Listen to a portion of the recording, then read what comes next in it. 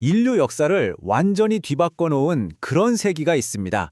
빛과 그림자, 또 이성과 신앙, 혁명과 부흥.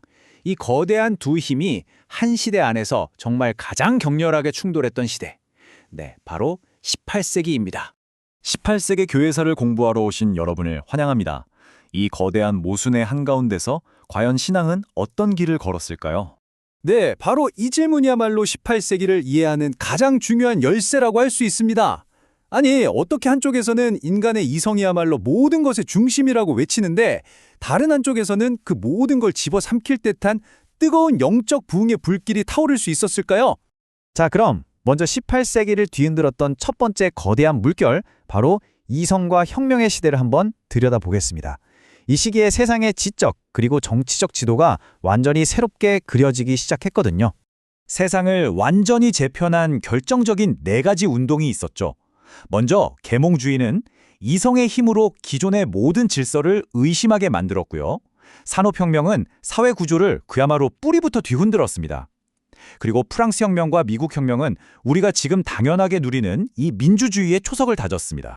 바로 이 점이 정말 중요합니다. 18세기의 이 엄청난 전환은요, 그냥 과거의 사건이 아니라는 거죠. 좋든 나쁘든 우리는 지금도 그 영향력 아래서 살아가고 있는 겁니다. 그 유산이 우리 사회 가장 깊숙한 곳에 새겨져 있으니까요. 하지만 이성이 세상을 지배하는 것처럼 보였던 바로 그 시대에 정반대의 거대한 흐름이 꿈틀대고 있었어요. 이렇게 회의주의가 팽배하던 시기에 도대체 어떻게 뜨거운 신앙의 불길이 영국과 미국 전역을 휩쓸 수 있었을까요? 여기서 아주 흥미로운 대조가 나타나는데요. 18세기는 조나단 에드워즈 같은 몇몇 분을 제외하면 학문적으로 깊이 있는 신학자는 사실 드물었습니다. 하지만 존 웨슬리, 조지 휘트필드처럼 대중의 마음을 움직인 위대한 설교가, 그러니까 신앙의 영웅이라고 불릴 만한 사람들은 정말 넘쳐났어요. 결국 이론보다는 실천적인 신앙이 시대를 이끌었던 겁니다. 이 복음주의 부흥운동과 대각성운동의 힘은 정말 엄청났습니다. 절망에 빠져있던 수많은 사람들이 새로운 삶의 목적을 찾았고요. 또 지적인 자극을 받으면서 희망을 발견하기도 했습니다. 심지어 기득권층의 혹독한 박해 속에서도 이들은 오히려 더 굳건한 믿음의 공동체를 만들어냈죠. 사실 말로만 들어서는 이 부흥의 열기가 대체 얼마나 뜨거웠는지 상상하기가 좀 어려우실 거예요. 그래서 당시 그 한복판에서 이 모든 걸 직접 목격했던 사람의 생생한 증언을 한번 들어보겠습니다. 조나단 에드워즈의 이 기록을 보면 당시 부흥의 힘이 얼마나 압도적이었는지 알 수 있습니다. 소문만 듣고 찾아온 사람들조차도 이건 직접 보지 않고는 도저히 상상할 수 없는 일이다 라고 말할 정도였으니까요. 이건 그냥 단순한 감정적 흥분을 넘어서 사람들의 삶을 근본적으로 뒤바꾸는 그런 거대한 힘이었던 거죠.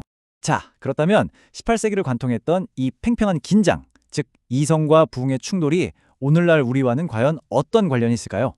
이 역사적인 유산이 어떻게 지금의 우리를 만들었는지 이제 그 그림을 한번 완성해 보겠습니다.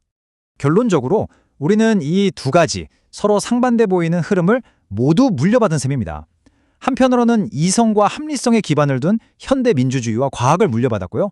다른 한편으로는 뜨거운 개인의 신앙과 사회를 바꾸려는 개혁 정신을 유산으로 받은 거죠. 이 두 개의 거대한 기둥이 바로 지금의 현대사회를 떠받치고 있는 겁니다. 그러니까 핵심은 이겁니다.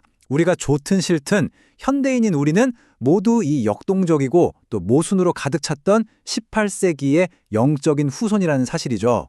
우리의 생각 그리고 우리 사회 구조 곳곳에 그 시대의 흔적이 아주 깊이 새겨져 있습니다. 마지막으로 여러분께 이 질문을 한번 드려보고 싶습니다. 18세기를 뒤흔들었던 이성과 신앙의 대립, 이 거대한 두 힘의 충돌은 오늘날 우리가 살아가는 이 사회 속에서 과연 어떤 모습으로 나타나고 있을까요? 한 번쯤 깊이 생각해 볼 만한 문제가 아닐까 싶습니다.